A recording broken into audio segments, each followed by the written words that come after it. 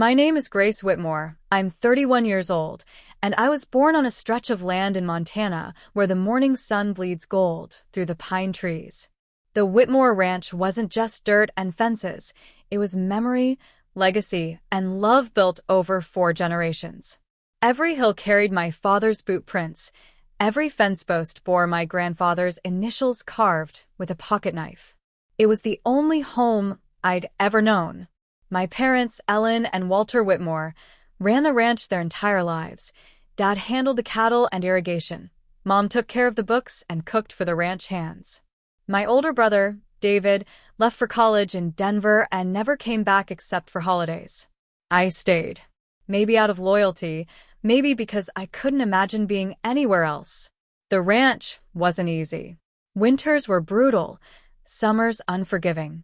But even on the hardest days, when my fingers cracked from hauling bales or my back ached from fixing fences, I felt proud. My father always said, "A ranch is like a soul, Grace. You keep it alive by loving it even when it's difficult."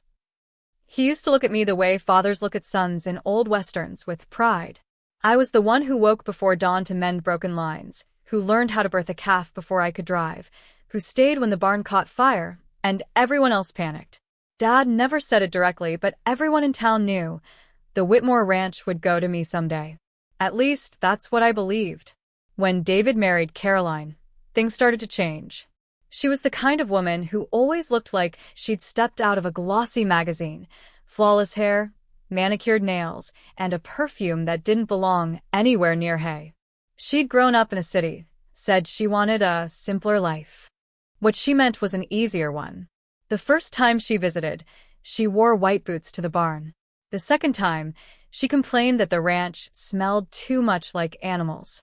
By the third visit, she started suggesting modern improvements, like replacing the wooden fencing with sleek metal panels and turning the guest house into a wellness retreat. I laughed at first. Dad didn't. He said change was good, that Caroline had ideas worth listening to. That stung more than I wanted to admit.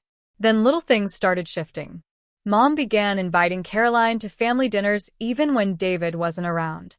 She'd say, "She's part of the family now, Grace. You could learn a thing or two from her Polish." Like I was a pair of old boots. Still, I tried to be civil. When Mom broke her wrist one winter, I managed the ranch alone for 6 weeks, feeding livestock, managing finances, keeping things afloat. Caroline came by once, took a few pictures for Instagram, and left. That spring, Dad called a family meeting. We sat around the old oak dining table, the one my grandfather had built from the timber out back. Dad cleared his throat, the way he always did before saying something serious. "I've been thinking about the future," he began. David leaned back, casual. "You mean the ranch?" Dad nodded. "Your mother and I aren't getting younger. It's time to make decisions about ownership and succession." My heart kicked up. I tried to hide it, but I think Mom saw the way my hands tightened around my mug. Dad continued. "I want to make sure the ranch stays in the family. But it also needs fresh ideas, modern management. Someone who can see beyond just cattle and crops." Caroline's lips curved into a knowing smile. I frowned. "Dad, what are you saying?" He sighed, looking everywhere, but at me. "Your mother and I have decided to transfer the deed of the main property to David and Caroline." For a moment, I didn't process it. The words just hung there, heavy and impossible. "What?" I said finally, voice cracking. "You're giving them the ranch?" Mom reached for my hand, but I pulled away. "Grace, listen." "No," I interrupted. "You said it was mine. You told me." Dad's tone sharpened. "It's not about ownership, Grace. It's about what's best for the family. Caroline has business training, ideas to make the ranch profitable again." I stared at Caroline, her polished smile unbothered. "You mean she's better at selling pictures than feeding livestock?" "Grace," Mom snapped. "Don't be cruel." "Cruel?" My voice rose despite me. "I've spent my whole life keeping this place running while David was off golfing in Denver. I missed vacations, relationships, hell, even funerals because this ranch needed me. And now you're just handing it over?" Caroline's voice slid in like honey over poison. Grace, it's not personal. You'll always be part of the family. But running a business takes more than hard work. It takes vision. That word, vision, made my stomach twist. Dad looked down, shame flickering behind his eyes, but he didn't back down. You'll still have a place here. We'll give you the cottage on the east side and a stipend for your time. A stipend. Like I was some hired hand.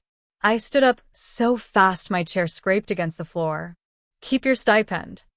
Grace, don't walk away, Mom said softly. But I did. Out the front door, down the gravel drive, past the barn where I'd spent half my childhood. The sun was setting, orange bleeding into the horizon, and I felt hollow. That night, I sat in the empty bunkhouse, the one where I used to sleep during lambing season, and stared at the old framed photo of me and Dad fixing a fence. My 16-year-old grin was wide and proud. His hand rested on my shoulder. You'll take over someday, he'd said then. You're the heart of this place. Maybe hearts were replaceable. The next morning I packed my things. David tried to talk to me before I left. Grace, you're taking this too hard, he said. Mom and Dad just want what's best. You'll still be involved. Caroline even said you could help manage the livestock section. I laughed, a bitter, joyless sound. So, I get to keep doing the work while she gets the deed? He frowned. You're being dramatic. This isn't about money. No, I said quietly. It's about respect. Something this family clearly ran out of. He didn't stop me when I left. For weeks, I stayed in a cheap motel in town, avoiding calls from my parents. Every morning, I'd drive past the ranch just to see it from the road, like an exile staring at her own country. Then one afternoon, I saw something that stopped me cold. A construction crew had arrived. Bulldozers stood where the north pasture used to be.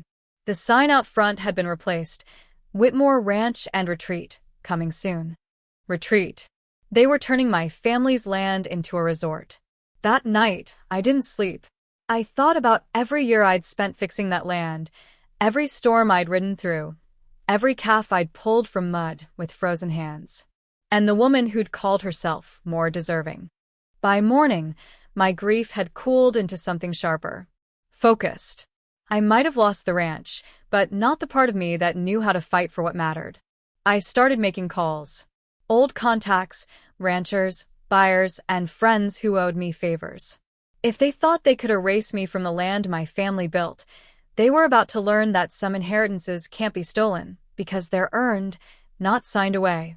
This wasn't over. Not by a long shot. I spent the first few weeks pretending I was fine. Pretending that losing the ranch, the land that had shaped my bones, was just another storm I'd weather. But pretending doesn't hold up when every inch of your soul feels displaced. The small motel I was staying in sat along the highway just outside of town, wedged between a gas station and a diner that never closed. The wallpaper smelled faintly of cigarettes and bleach. Each morning, I'd make instant coffee, sit by the window, and stare at the ranch in the distance, barely visible through the thin fog. It didn't matter that I was miles away. I could still feel it like phantom pain. Then one morning as I sat there, my phone buzzed. A text from my mother. We miss you. Come by for Sunday dinner. Let's put this behind us.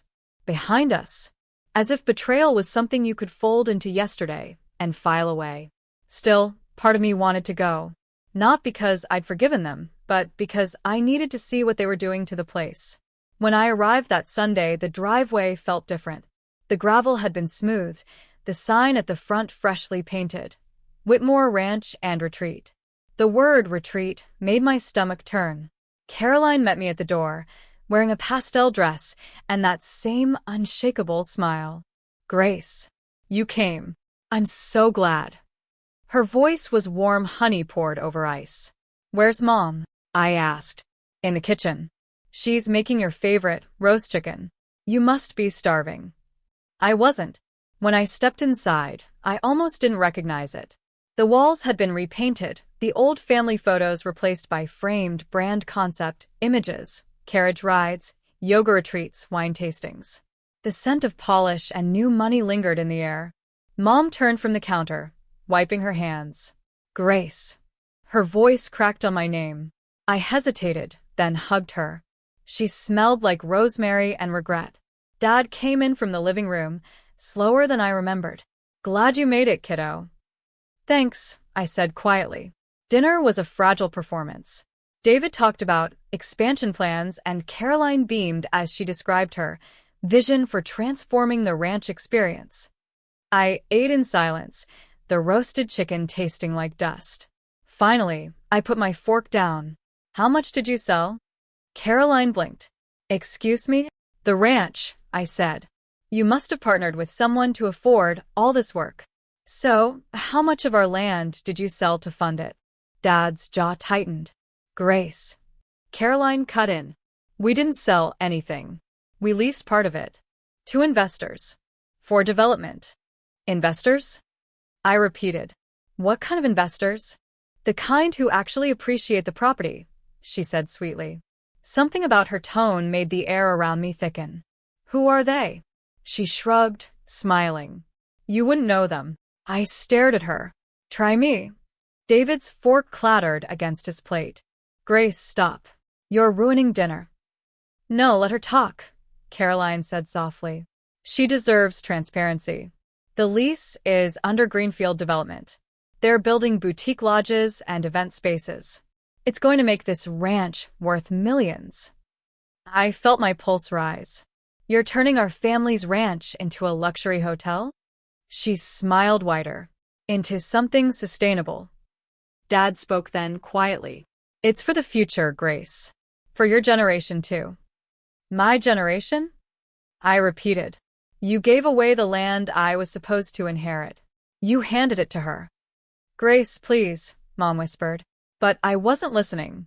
Because suddenly, I understood, Caroline didn't just want the ranch. She wanted its soul. And my parents had let her take it. That night, when I got back to the motel, I couldn't stop thinking about that name, Greenfield Development. I'd never heard of it before, but something about it felt off. So, I started digging. I asked around town, called old suppliers, even looked through the county property registry online. And then, after a few hours of scrolling, I found something that made my stomach drop. Greenfield Development wasn't some outside investor group. It was a shell company. One of its listed executives? Caroline Whitmore. The ranch wasn't leased to investors. It was leased to her.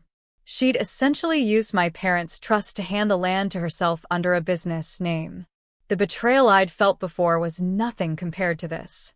I drove out to see Martin, a retired attorney who'd handled the ranch's land titles years ago. He still lived on the edge of town, a gruff old man with kind eyes and a memory like a vault. When I told him what I'd found, his brows furrowed. "Greenfield Development, huh? I'll check the filings." He left the room and came back with a manila folder. "You were right. The corporation was registered 6 months ago, under Caroline's maiden name and an address in Bozeman. Your father probably signed the lease without realizing who was behind it." "He didn't even read it," I said bitterly. Martin sighed. "Grace, I've seen this before. Families trust each other too much, and the paperwork ends up being their undoing. What can I do?" He hesitated. "Not much, unless you can prove fraud or coercion." But he looked at me sharply.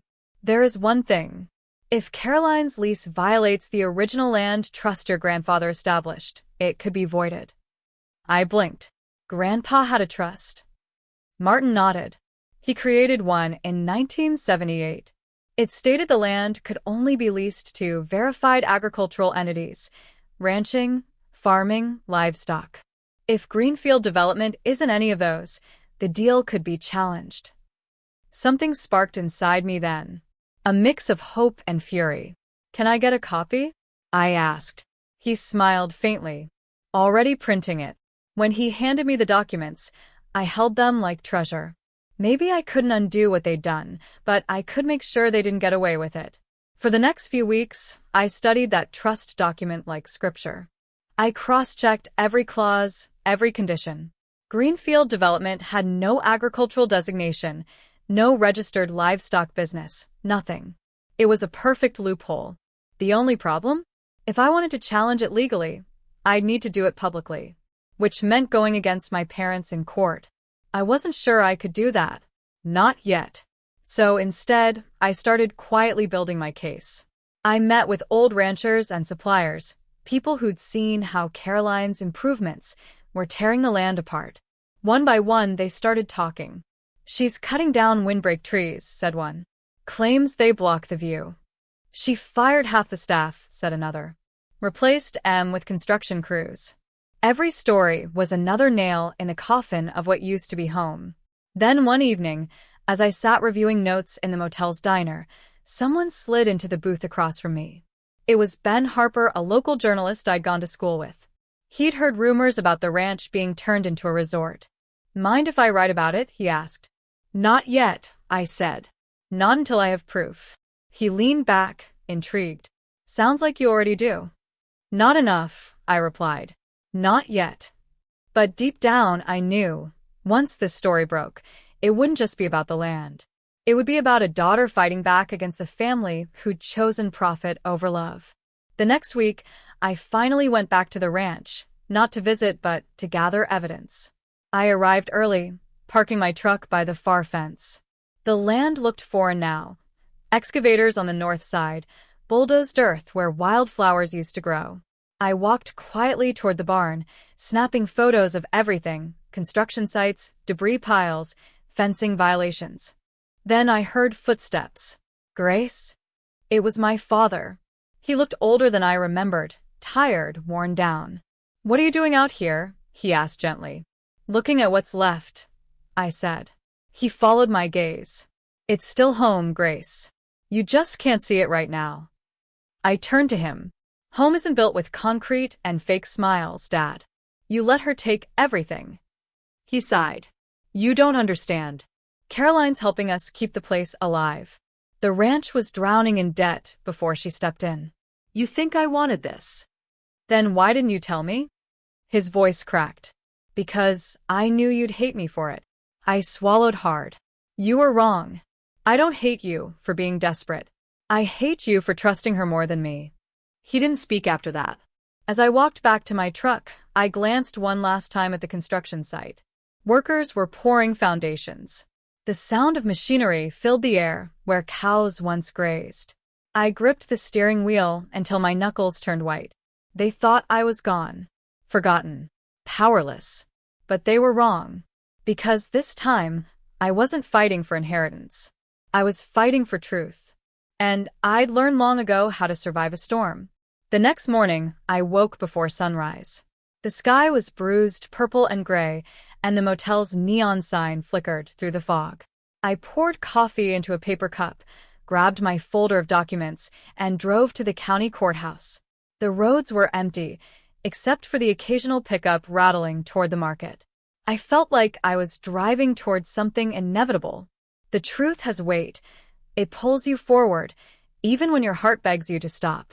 Inside, the courthouse smelled of paper and floor polish. The clerk, a middle-aged woman named Rita, looked up from her computer when I approached. "Morning," she said. "You here for records?" "Yes," I said, setting down my ID. "I need all property transfer filings for Whitmore Ranch, especially any tied to Greenfield development." She frowned slightly, but typed quickly.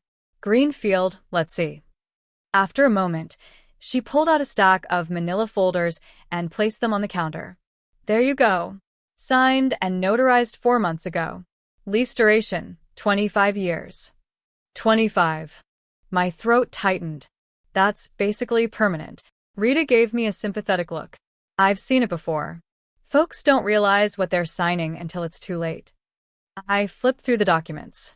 There it was, my father's signature on every page. I traced the ink with my thumb. His handwriting looked smaller than I remembered, shakier. And beside it, in neat, deliberate cursive, Caroline Whitmore, Executive Director, Greenfield Development LLC. She hadn't just tricked them. She'd branded herself onto our family legacy. When I left the courthouse, the cold air hit me like a slap. I sat in my truck, staring at the steering wheel, anger and sorrow knotting in my chest. There was no going back now. I drove straight to Martin's house. He was already on his porch, sipping coffee from a chipped mug. "Well," he asked. She did it, I said, handing him the documents. She made herself the legal leaseholder for the next quarter century. My dad didn't even read it. Martin flipped through the pages, whistling low. That's fraud by omission if I've ever seen it. If we can prove she misrepresented her company's purpose, we might have a case. But you'll need evidence. Real, solid proof. I'm getting it, I said. He smiled faintly. You always were stubborn. Just like your father. Yeah, I said softly. Except I read the fine print. That afternoon, I called Ben, the journalist who'd offered to help. When he answered, I didn't waste time. I'm ready for you to write it, I said. The story? Yes. But not yet for publishing.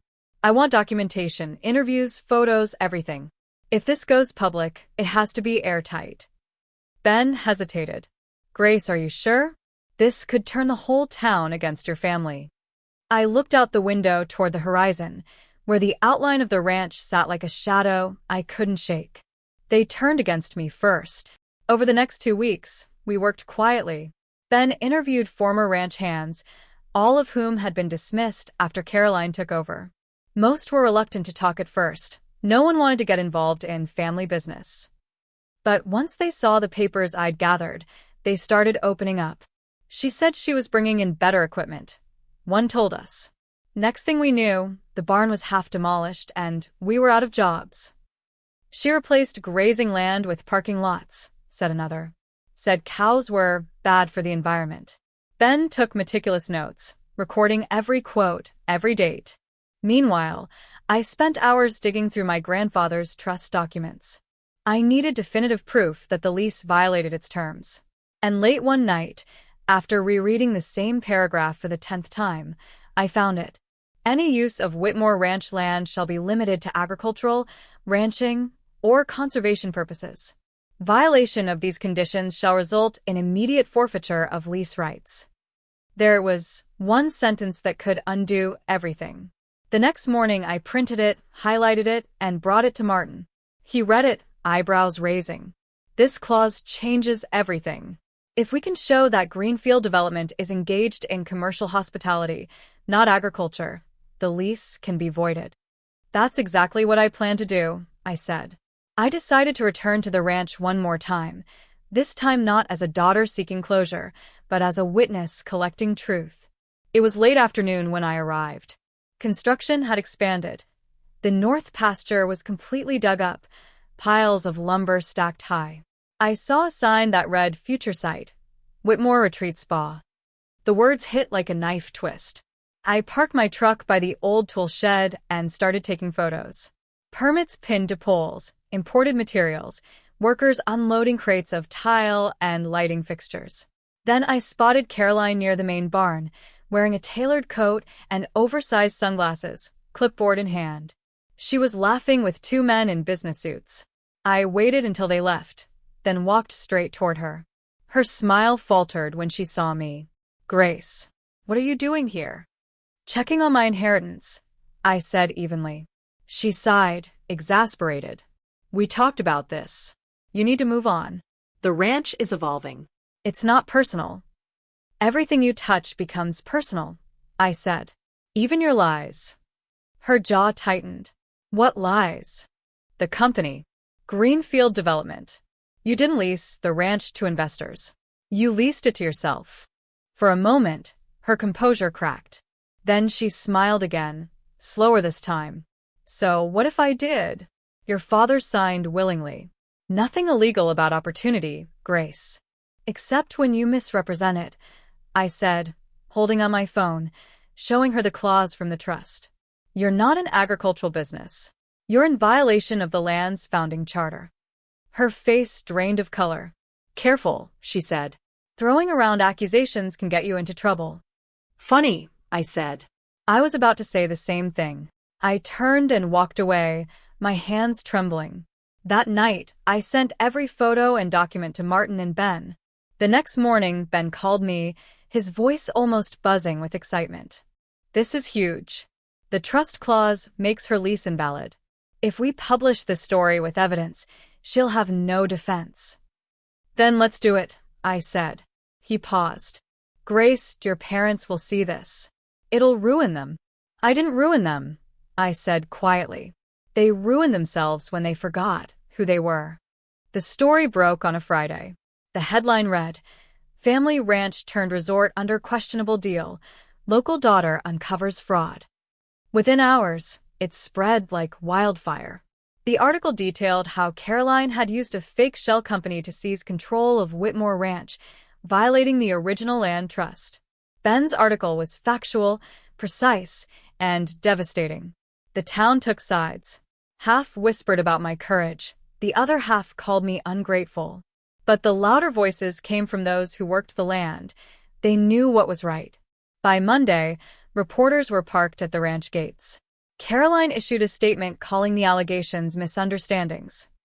David tried to stay silent, but photos of the construction site spoke louder than any denial could. When I went into town that week, people stopped me in the grocery store, patting my arm, saying things like, "You did the right thing," and "Your granddad would be proud."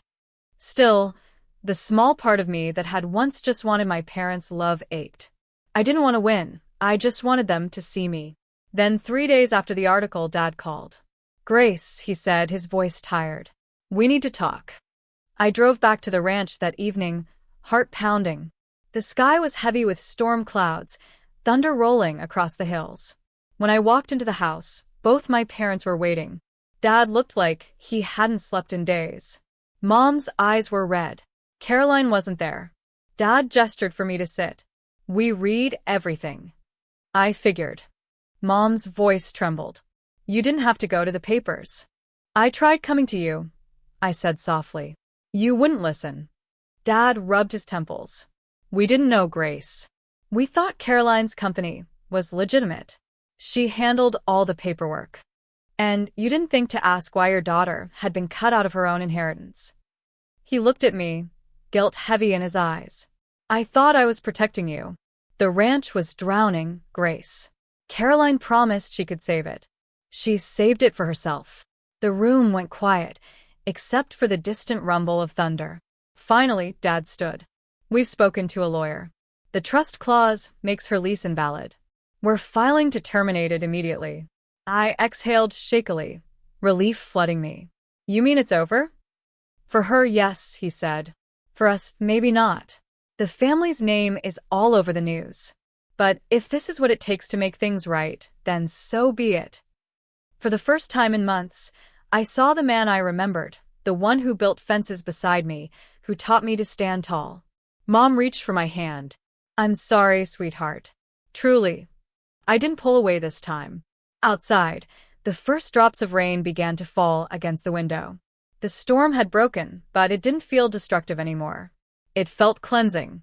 I looked out toward the land beyond the glass, the pastures scarred by construction, the barn half torn down, the hills rolling endlessly behind them. There was still work to do, but now it would be mine again. And this time no one would take it away. The storm that night didn't just sweep across the sky. It swept through everything I thought I knew. The rain came hard, drumming on the porch roof and rattling the windows like the land itself was exhaling after holding its breath too long. I didn't go back to the motel. I stayed in my childhood room, the one with the faded wallpaper of wild horses running across a painted plain. It was strange being there again. The air smelled like dust and old cedar, and the quiet pressed down heavy. When dawn came, I went outside barefoot, walking through the wet grass toward the fields. The storm had knocked over a few fence posts, and puddles pooled where the tractor ruts used to be. But underneath the mud and the ruin, it was still my home. The ranch had survived worse. And so had I. By mid-morning, the sun broke through, and with it came the news. Caroline's investors, or rather, her so-called partners, had pulled out the moment Ben's story went public. The county had temporarily suspended construction permits pending investigation. For the first time in months, I could breathe. But peace never comes without backlash. By the third day, Caroline made her move. She filed a countersuit, claiming defamation, emotional distress, and irreparable damage to her professional reputation. The papers arrived folded neatly in a cream envelope with her lawyer's letterhead. I read the first few lines, and almost laughed. Emotional distress? She turned my family's legacy into a spa brochure, and now she wanted sympathy. Martin came by that afternoon, the envelope in his hand. "Don't panic," he said, placing it on the kitchen table. "This is bluster. She's trying to intimidate you. If anything, this proves she's on the ropes." Mom sat nearby, wringing her hands. She came to the house earlier. Wanted to talk things out. "Your father told her to leave." "Good," I said. "She's lucky I wasn't here." Dad looked up from his coffee. "Grace, I don't want this turning into a blood feud. We'll win this legally. Let the courts decide." "I already did," I said quietly, "the moment she lied on that lease." He didn't argue, but his shoulders slumped, and I could see how tired he was. The next week was a blur of lawyers' interviews and statements. Reporters called nonstop, wanting updates on the Whitmore feud. People in town had opinions, and they weren't shy about sharing them. Some said I was brave. Others said I destroyed my family's name for revenge. One night, I stopped at the diner near the edge of town to grab coffee. When I walked in, the room went quiet for a heartbeat, just long enough for me to feel the weight of the whispers. A man at the counter muttered, "That's her. The one who went after her own kin." I pretended not to hear. But the waitress, June, a woman who'd known me since I was a teenager, came over with a gentle smile. "You did right, honey," she said. "Families make mistakes, but you can't let folks steal what's yours." Her kindness broke through the cold. "Thank you," I said softly. As I sat there sipping coffee, I realized something important. Truth doesn't always win you friends, but it keeps you whole. 2 weeks later, the first court hearing took place. The courtroom was small, the kind where everyone knows everyone. Caroline arrived first, her lawyer trailing behind her, carrying folders like shields. She looked flawless, as always, hair curled perfectly, a pale blue suit that matched her eyes. But the confidence she'd worn before was thinner now, stretched over nerves. I sat across the aisle with Martin beside me. My hand shook a little, but when Caroline's gaze met mine, I held it. The judge, a stern woman named Marjorie Holt, called the hearing to order. Case number 14-672.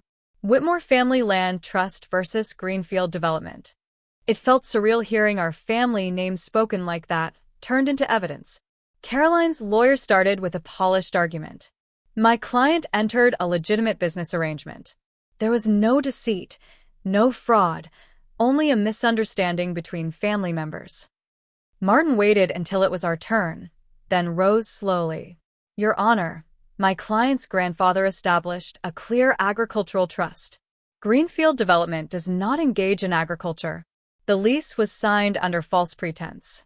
We have documentation of corporate registration, publicized development plans, and, most importantly, Ms. Whitmore's own written proposal calling it a luxury retreat for affluent clients."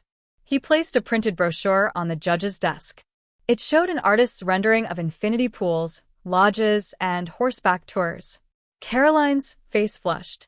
Judge Holt studied it in silence before looking up. "Ms. Whitmore, did you represent your business as agricultural when you submitted the lease?" Caroline's voice faltered. "It was part of a broader vision. I wanted to preserve the ranch by making it self-sustaining." Martin spoke again, calm but firm. "Preserving the ranch means keeping its purpose intact, not commercializing it. The trust's clause is unambiguous."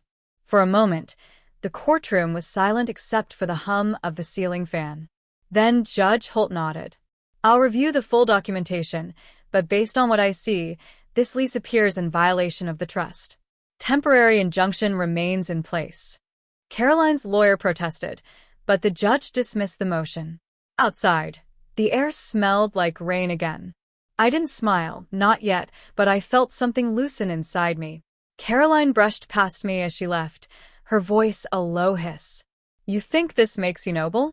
You've humiliated everyone, including your parents." I turned to her. "No. You did that when you made them choose between family and greed." She narrowed her eyes. "You'll regret this, Grace." "I already did," I said. "When I ever trusted you."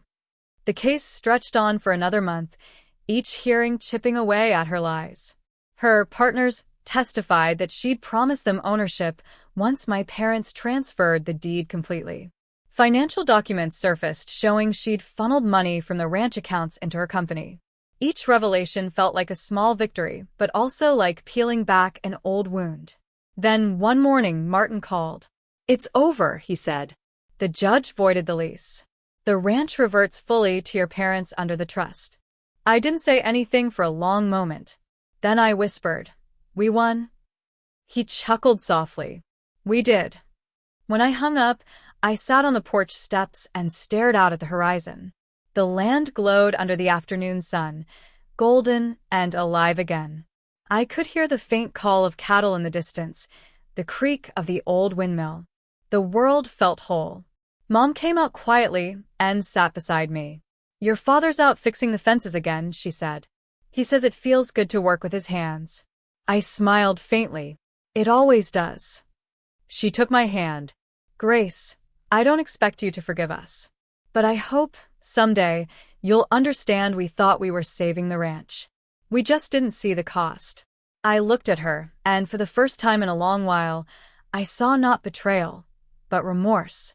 "Maybe that's what saving something really means," I said softly. "Knowing what it's worth before you lose it." She nodded, tears glinting in her eyes. Caroline vanished from town not long after the final ruling. Word spread that she'd gone back to Denver, trying to start another business. But people talk in small towns, and no one wanted to work with her again. David stayed, though. He tried to make amends, spending long hours helping Dad repair what she'd left behind. We barely spoke at first, but one evening, as we were both loading hay bales, he said quietly, "You were right, you know." I didn't look up. About what? About her. About everything. I should have listened. "You should have seen," I said. He nodded, shame written across his face. "I guess love makes you blind." "Yeah," I said, tossing another bale. "So does guilt." He let out a breath that sounded half like a laugh, half like a sigh. "Maybe we both see clearer now." Maybe. The silence that followed wasn't heavy. It was healing. By the time spring came, the land had started to recover. The trenches were filled, the wild grass growing again. The barn still bore scars from construction, but I'd begun rebuilding, one board at a time. One afternoon, I found an old notebook in the tack room. My father's handwriting filled the first page. "Grace, if you ever find this, remember that love for the land isn't about owning it. It's about earning it every single day." I sat on the haystack and read it 3 times. That night, as the sun sank low and the sky turned pink, I saddled one of the maras and rode across the pasture. The wind was cool, carrying the scent of sage and soil. For the first time in months, I didn't feel anger or grief, just peace. Because even after all the betrayal, all the pain, the ranch had survived. And so had I. The inheritance wasn't the land. It was the strength it taught me. The days after the court ruling felt quieter than I expected. No celebrations, no fireworks, just the sound of the wind moving through the pastures, like the land itself was sighing with relief. The ranch was mine again, but it didn't feel like victory. Not yet. It felt like walking through the aftermath of a storm, everything broken, but finally still. Dad kept working from dawn till dusk. Mom handled paperwork with the same precision she used to reserve for her cookbooks. David avoided eye contact most days, burying himself in chores as if repentance came in the form of hard labor. And me? I spent hours walking the perimeter, cataloging the damage Caroline's vision had left behind. Half the fencing was gone. The north field was scarred from bulldozers, the soil packed too tight for grazing. The old irrigation line was cracked. The barn roof leaked. And yet, underneath it all, the ranch still pulsed. It wasn't dead, it was just waiting for someone to listen again. That someone was me. I decided to start small. The first morning I worked alone, the air was cold enough to turn my breath white. I pulled on my denim jacket, gloves, and boots, and headed to the barn with a hammer and a bucket of nails. The roof creaked as I climbed up. For hours, I worked in silence, Just the rhythmic sound of the hammer striking wood, the smell of dust and cedar, the ache in my shoulders reminding me I was alive. When I climbed down, my palms were blistered, my jeans torn, but my chest felt lighter than it had in months. By spring, I'd replaced almost every post and patched every leak. The land was healing and so was I. Word about the court case eventually faded. In small towns, scandal burns bright but brief. People stopped whispering. Some even started offering help. One afternoon, a group of old ranch hands came by, unprompted. Tommy, who'd worked here when I was a teenager, said, "Figured you could use some hands that know the place." I grinned. "You mean hands that remember where every rock is buried?" He laughed. "Exactly." Together, we started rebuilding what mattered most, the herd. The cattle had been sold off during Caroline's reign, but through a few old contacts, I managed to buy back a handful of calves from neighboring ranchers. It wasn't much, but it was enough to start again. I named the first calf Liberty. It felt right. As weeks turned into months, the ranch began to resemble the one I grew up with, weathered, imperfect, but honest. The sign at the gate, once painted over with Whitmore Retreat, was sanded down and repainted by hand. Just Whitmore Ranch. No slogans. No embellishments. Just us. Then, one morning in May, a letter arrived addressed to me. The handwriting was unfamiliar, the envelope crisp and formal. I opened it cautiously. "Dear Ms. Whitmore, I am writing on behalf of the Agricultural Preservation Society. Your restoration work and the legal case have drawn attention statewide. We'd like to nominate Whitmore Ranch for the Heritage Land Stewardship Award. Please let us know if you'll attend the ceremony in Bozeman next month. Sincerely, Rebecca Lane, APS Coordinator." I read it twice, then 3 more times. My hands trembled. For the first time, I felt like someone outside this family saw what I'd done, not as scandal, not as defiance, but as purpose. When I told my parents, Mom's eyes filled with tears. "You deserve it, honey. You brought us back from the edge." Dad smiled, his face lined and weary but proud. "Your granddad would have been proud too." That was the first time he'd said anything like that since before the betrayal. The day of the ceremony arrived with clear skies. I wore a clean white blouse under my worn denim jacket, hair loosely tied back. I didn't care about looking fancy. I wanted to look like me. The event was held at a rustic lodge surrounded by wildflowers and cedar trees. As I walked in, I caught my reflection in the glass doors, older than I remembered, stronger too. When they called my name, the applause felt distant, like I was floating outside myself. I walked to the podium, the wooden floor creaking under my boots, and looked out at the crowd. "I'm not much for speeches," I began, voice a little shaky. "But I'll say this. Land doesn't belong to the loudest voice in the room. It belongs to those who listen." For a while, I forgot that. I thought love for the ranch was about ownership. Turns out it's about stewardship. You don't fight to possess something, you fight to protect it. A quiet murmur spread through the audience. "I lost my inheritance once," I continued. "But I realized the real inheritance wasn't the deed. It was the grit my father taught me, the patience my mother showed me, and the promise my grandfather left behind. You can take away land, money, even reputation, but you can't take away a person's purpose." When I stepped down, people stood and clapped. But the loudest applause came from the back of the room. It was Ben, the journalist. He gave me a nod and mouthed, "You did it." Afterward, he came over. "You planning to give any follow-up interviews?" I smiled. "Not yet. I think I've told enough stories for now." He chuckled. "Then maybe it's time to start writing your own." When I got back home, the sun was setting over the ridge, the sky streaked with orange and violet. I parked near the barn and walked toward the pasture, where Liberty and the others grazed peacefully. David was fixing the gate when I approached. "Congrats," he said, nodding toward the ribbon pinned to my jacket. "Mom told me you won." "Thanks," I said. He hesitated, graced about everything that happened. "Don't," I said gently. "We've said enough sorries. Just help me keep this place alive." He smiled faintly. "That I can do." For the first time, we worked side by side in silence that wasn't strained. The kind of silence that feels like understanding. Summer came fast. The pastures turned emerald green again. The barn smelled like hay and rain. One afternoon, while cleaning out the storage room, I found an old wooden box tucked behind the shelves. Inside were black and white photos, my grandfather, my father as a boy, the ranch before electricity.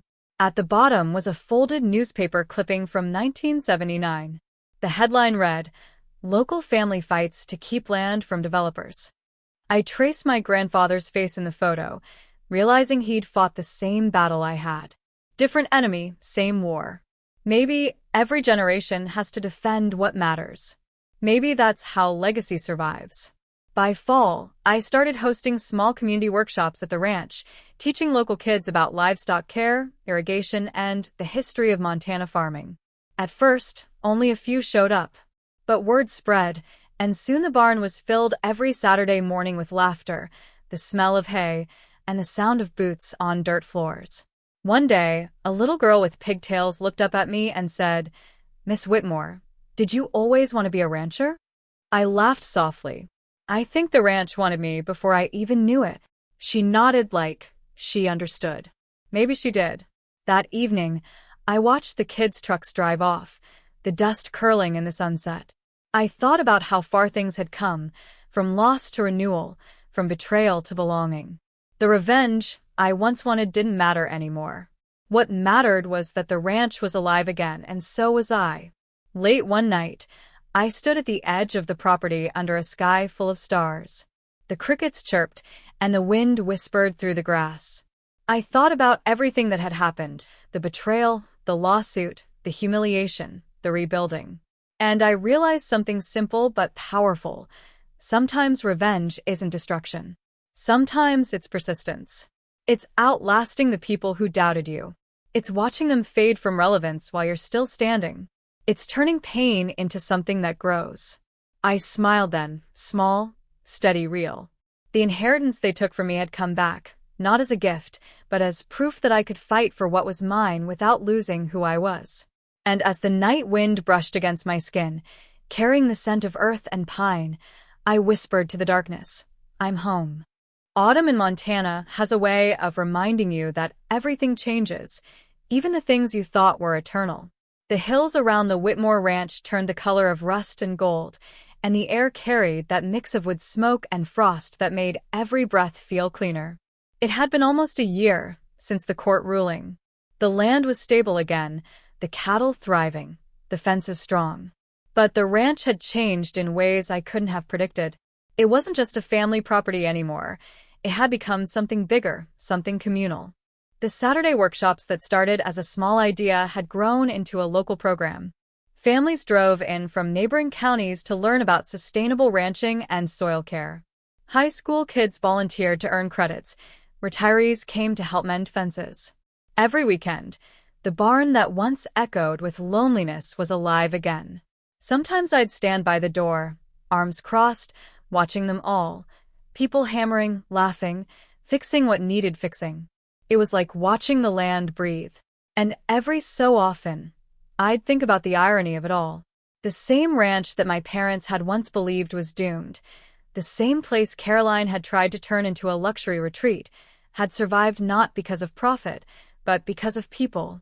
One Saturday, after everyone had left, I sat on the barn steps with a thermos of coffee, watching the last streaks of sunset fade behind the ridge. The sky looked like it was on fire, and the cattle lowed softly in the distance. That's when I saw a car pulling up the long gravel road. The headlights cut across the darkening fields until they reached the main house. David stepped out first, and behind him, to my surprise, was Caroline. For a second, I thought I was imagining things. She looked different, thinner, quieter.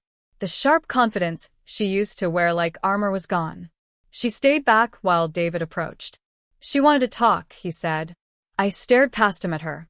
"She has a lawyer for that." "She's not here to fight, Grace," he said softly. "Please." Reluctantly, I nodded. "Fine." 10 minutes. Caroline walked toward me slowly, heels crunching the gravel. She wore jeans and a dark sweater, The first time I'd ever seen her dressed like she actually belonged in Montana. "Hi, Grace," she said quietly. "You look well." "I am," I said. "You don't." She gave a small, humorless laugh. "Fair." I didn't invite her to sit, but she did anyway, lowering herself onto the step beside me. We sat in silence for a few moments, the night air cool around us. Finally, she spoke. "I came to apologize." The words didn't sound rehearsed.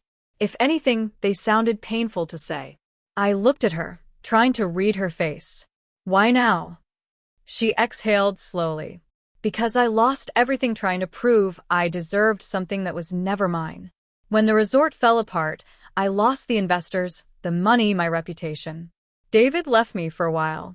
I thought if I could make the ranch successful, your parents would love me like they loved you. But I ruined everything instead." I let her words hang there. Part of me wanted to yell, to ask her if she understood what she'd done. But instead, I just said, "You didn't ruin it. You just didn't understand it." She turned to me. "And you do." "I do," I said simply. "Because I listened to it. You tried to own it. The land doesn't belong to anyone. It lets us stay if we take care of it." Her eyes shimmered with tears she didn't wipe away. "You're a better person than I am." "No," I said quietly. "Just a different one." For a long while, neither of us spoke. The sound of crickets filled the silence. When she finally stood, she whispered, "Thank you for letting me say it." I nodded. "Take care of yourself, Caroline." She walked back to her car, and as the taillights disappeared down the road, I felt something I hadn't expected. Not victory, not anger. Just release. Forgiveness, it turned out, wasn't a gift for the person who hurt you. It was freedom for the one who'd been holding the pain. A few weeks later, I received another letter, this time from the Agricultural Society again.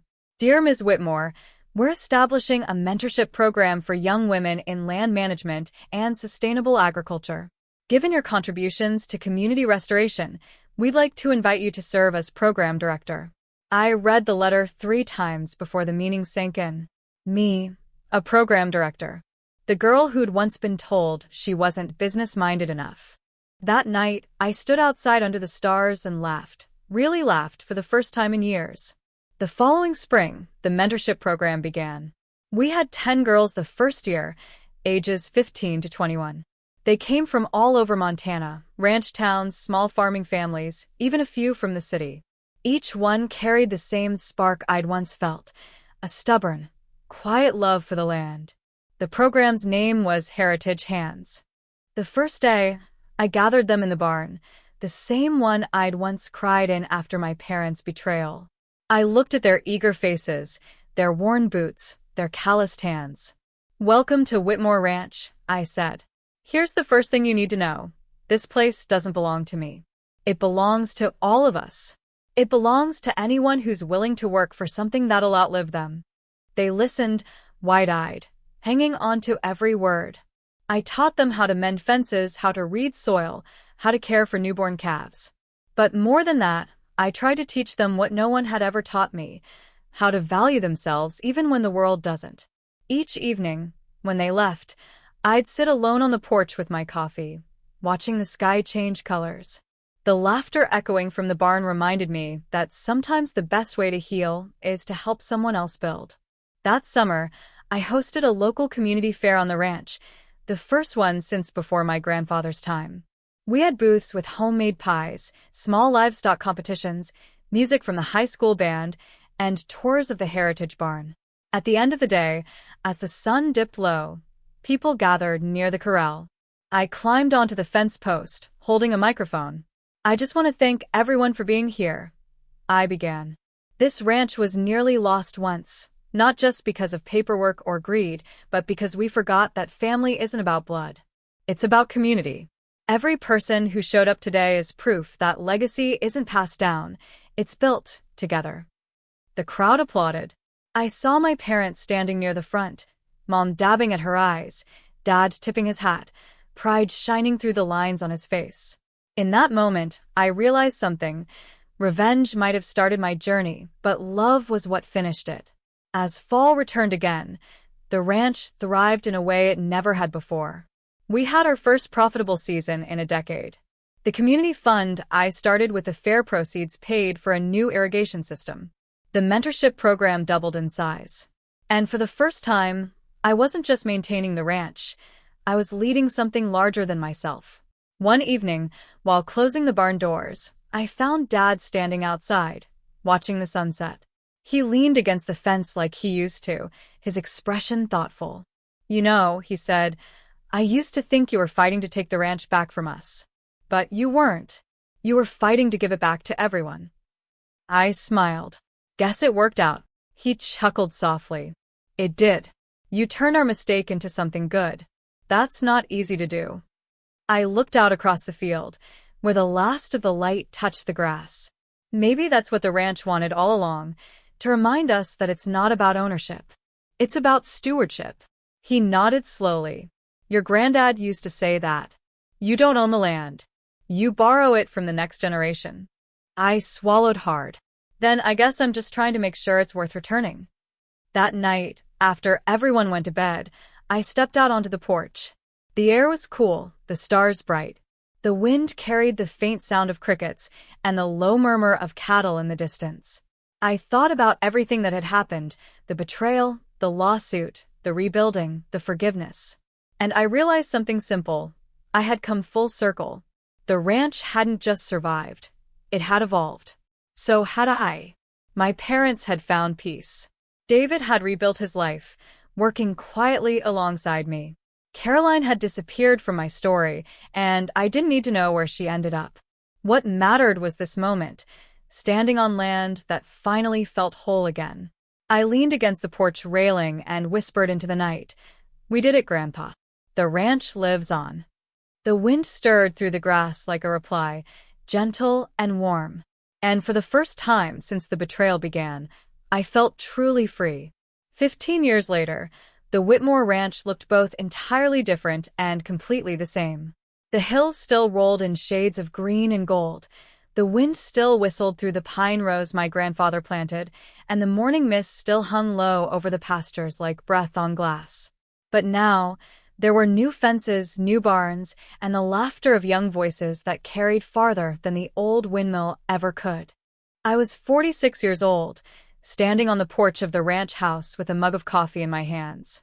The same house where I'd once stormed out with tears in my eyes, believing my family had erased me. Now, the wooden boards beneath my feet creaked with familiarity instead of resentment. Across the field, a group of girls from the Heritage Hands program were learning how to lead calves down a path. Their chatter and laughter mixed with the sound of boots on gravel. Watching them, I felt the kind of quiet pride that used to belong to my father. The ranch had outlasted every betrayal, every storm, every heartbreak. And so had I. Inside, the walls were covered with framed photographs, black and white pictures of my grandfather, yellowed newspaper clippings of the old ranch days, and new photos showing the workshops, the fairs, and the community projects we'd started. Near the center hung one plaque that meant more to me than any award. For the steward who turned inheritance into legacy, Grace Whitmore. It had been given to me 5 years earlier by the Agricultural Preservation Society, the same organization that had first recognized me. That moment had changed the trajectory of everything, not because of recognition, but because it reminded me that what we build out of pain can sometimes outlast the pain itself. My parents were gone now. Dad had passed 3 years ago, quietly in his sleep. Mom followed a year later, as if she'd just been waiting for him to leave first. Their graves sat under the old oak tree near the east pasture, side by side. Every Sunday, I brought wildflowers and read them pieces of whatever book I was reading that week. Sometimes I told them about the ranch, about the girls, about how life kept finding ways to grow. David still lived nearby, managing a smaller property down the road. We talked often, not just as siblings, but as partners who'd survived something only they could understand. He'd married again, a kind, grounded woman named Ruth, and they had 2 sons who called me Auntie G. Caroline's name hadn't been spoken in years. From what I'd heard, she'd moved out of state, started over somewhere far away. There was no satisfaction in knowing that. Just distance. She had been a storm in my life, but storms, no matter how violent, always pass. That morning, I headed out to the barn where the girls were gathered. The youngest, Lena, only 15, waved when she saw me. "Miss Grace, you coming to help with the branding today?" I smiled. "Only if you promise not to brand me by accident this time." She giggled, the sound bright and innocent. That was one time.